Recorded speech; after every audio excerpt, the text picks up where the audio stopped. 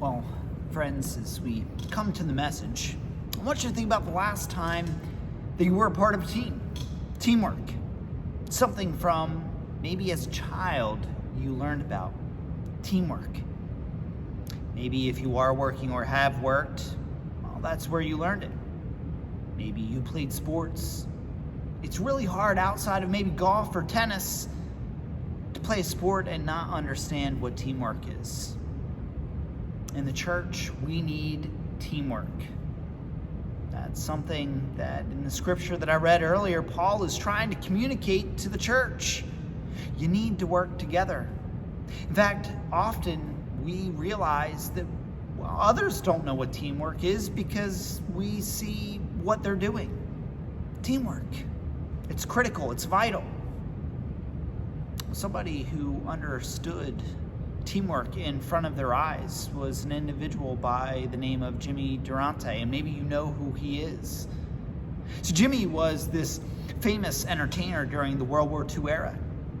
Jimmy was really famous, and so he would travel from place to place, but he was asked to be able to put on a show for some World War II vets. And even though Jimmy was very, very busy, Jimmy decided, yes, I'll gladly sign on to be able to do this. I want to be able to give back to those who gave back.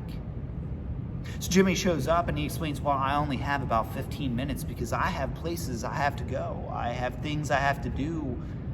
After all, I have many, many shows. Well, Jimmy, as he gets out, he begins to do his act. And as he's doing his act, he looks out in the front row.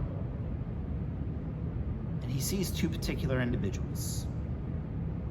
Well, Jimmy goes way past his 15 minutes that he originally had. And he was asked, why did you go past your 15 minutes? Jimmy circled back to the two individuals in the front row. See, in the midst of everyone clapping, in the midst of everyone being entertained, these two individuals caught Jimmy's attention because each of them only had one arm.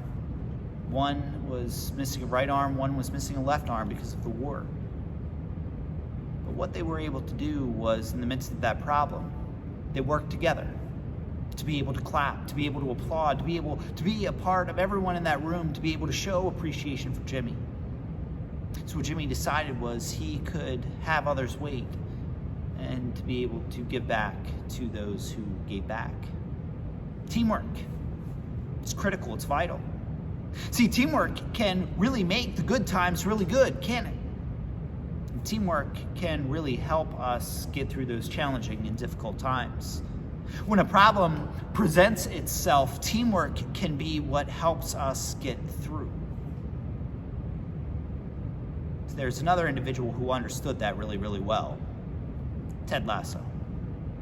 Now, Ted Lasso is a show that came out, well, a little bit ago. Not that long ago, in fact, maybe about a year ago. Ted Lasso is one of my favorite shows. In fact, the first season, about a year, I have watched it now. I think I am up to 10 times, I told my wife. I love this show. Part of it's because I love soccer. They hardly ever make any shows involving soccer. But the other part of it is because it draws you in even if you're not a sports fan. Because see, this is what happens in the context of the show. There's a new owner that takes over a Premier League team in England, meaning it's the best league in England. And she has her heart broken.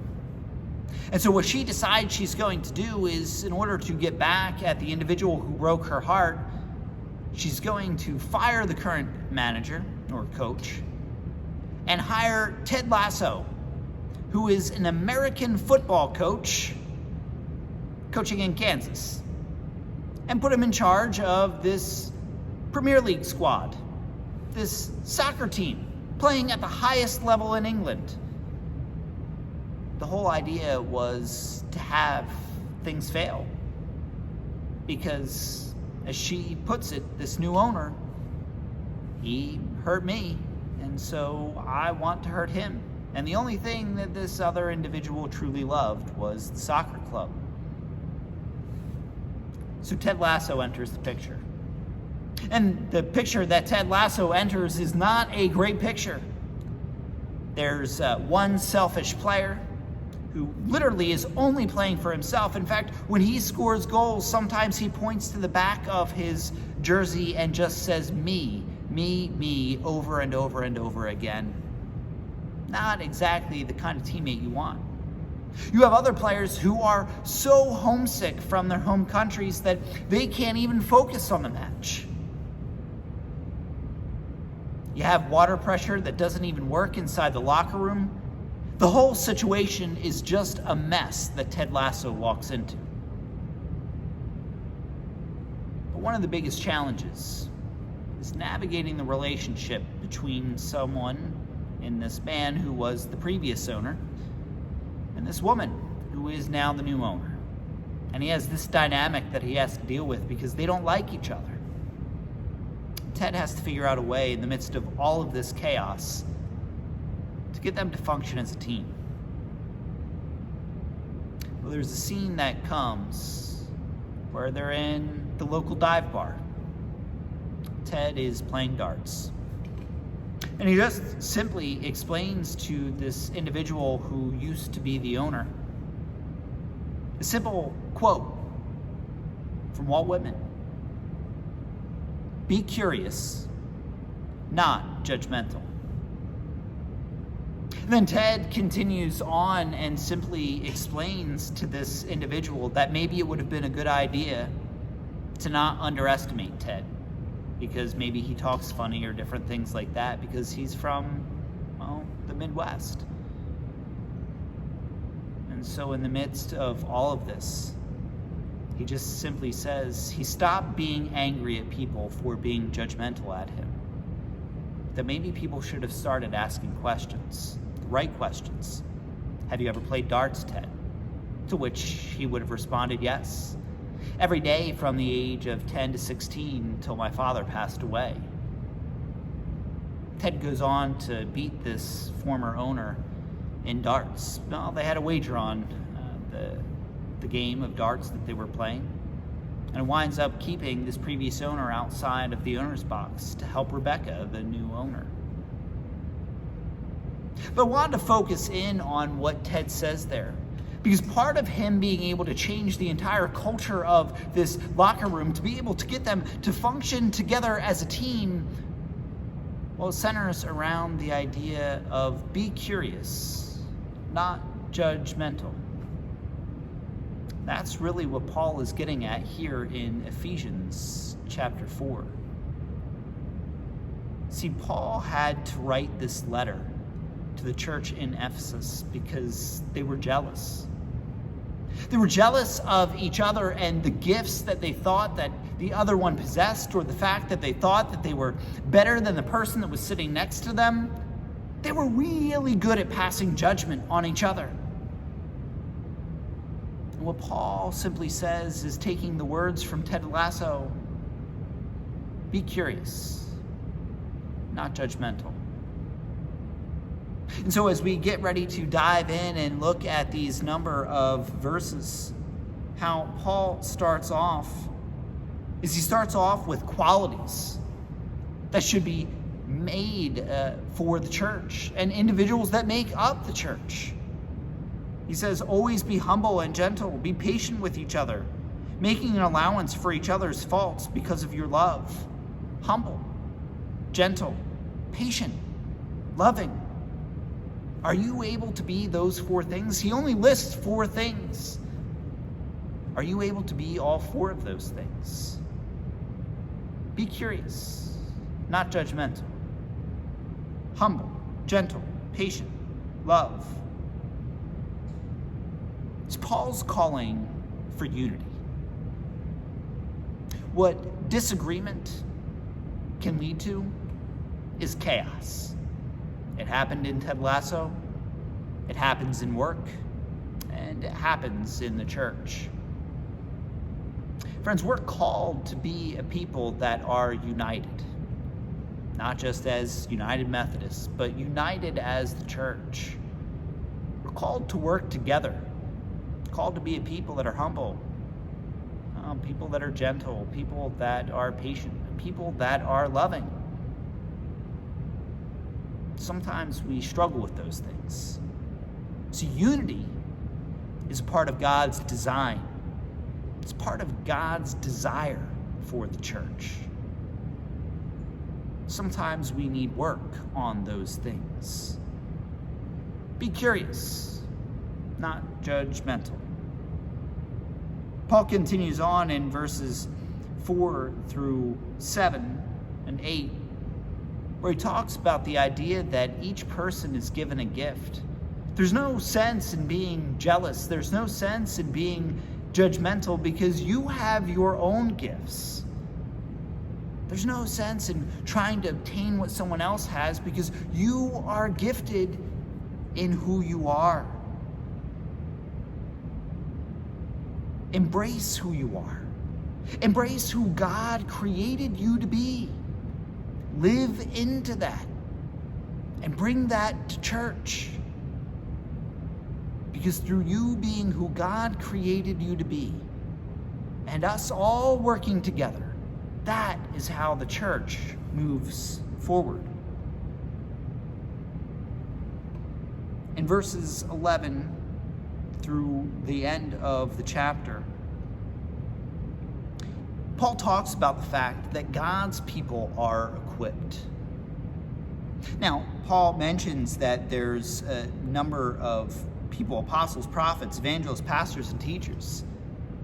Paul talks about the fact that there are those who have already gone before that have laid a foundation. There are those that are called to be able to help us navigate different things. But friends, all of us are called to be equipped.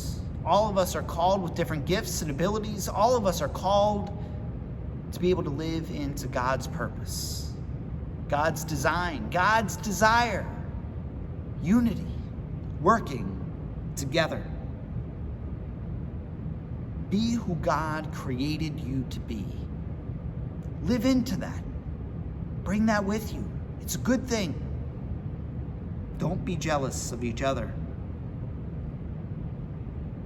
Verse 14, he begins to talk about the fact that we will no longer be immature like children. We won't be tossed and blown about by every new wind of teaching. I like to equate it to the Schuster dinner table. I love my son Jackson. I've talked about him a couple of times, but my son Jack is 4 years old. And if you've never met my son Jack, well, Jack is a little extrovert. Beth and I and Raylan, all three of us are really introverts. But God blessed Jack with being an extrovert. And Jack loves to talk. Oh my, does Jack love to talk. I mean, he loves it. So much so that it's hard for him to be able to get through dinner. And so often we have to continue to remind him, Jack, you have to eat. Jack, you have to eat. You have to eat. You have to eat. Because all it takes is just a minor thing. Maybe a bird flies past the window. Maybe Beth and I are having a conversation and Jack hears something and now he wants to tell us about something from his day. It's not that we don't love hearing about our son's day, but it's the fact that Jack is 4. He's not fully matured. And so Jack wants to talk. He wants to explain everything that's going on. But the problem is, it's dinner time. We need you to eat. And that's what Paul's talking about here. If we as a church cannot be together, if we as a church cannot be united, if we as a church cannot embrace who each other is and what gifts each other brings to the table, we become like my little guy Jack at the table. We get distracted. We see something that's going on and we lose focus. It's not good. We're designed to be able to be united so we can grow into maturity together, to stay focused together. And Paul wraps up these couple of verses. As each part does its own special work, it helps the other parts grow so that the whole body is healthy and growing and full of love. Paul ends this chapter or these verses the same way that he begins. It's one of the qualities that Paul mentions that we as Christians should have: love. Be curious, not judgmental. Be a people of love, not judgmental. Friends, unity does not mean uniformity. Too often we get that confused. It's not about everybody being the same. It's about embracing the gifts that people bring to the table, allowing people to live into who God created them to be. And if we allow people to do that, incredible things can happen because we work together as a team. Be curious, not judgmental. When we begin to ask the right questions, when we begin to work together, oh my, the church can indeed move forward. It kind of reminds me of a story about a very small ship that left from Massachusetts in the 60s and went all the way to England. It was a small ship. Many people told this Captain Marnie that he was not going to be able to make it. So Marnie, while he was on this boat, spent many countless hours worrying. After all, he felt like he was all by himself. He didn't know what he was going to do. He felt like he was doing this trip solo. And so many people told him not even to bother with this trip. Little did he know that his trip became, a journey. It became a journey for many people. In fact, there were 40,000 people waiting for him when he arrived in England.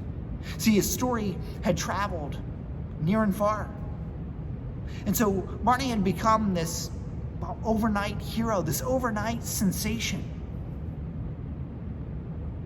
But one of the most important people that was there waiting for Marnie was his wife, Virginia. Even in the midst of other people telling him that he couldn't, Virginia was there being one of his biggest supporters. Friends, understanding you have people in your corner, understanding teamwork can change everything. Changed everything for the church in Ephesus. They then began to work together and things began to change for the better. All hope isn't lost for our church. We just need to learn to embrace who God created us to be. It's not a matter of being jealous of others. It's not a matter of thinking we're better than others. Or, as Ted Lasso so wisely puts it, be curious, not judgmental. Friends, let's carry that with us this week. Let's be a people that are indeed curious and not judgmental. A people that are filled with the qualities that Paul mentions here in the beginning: humbleness, gentleness, patience, and love. We can execute those things. I think we'll find ourselves in a whole different world. Friends, be curious, not judgmental. Let's see what happens this week. Amen.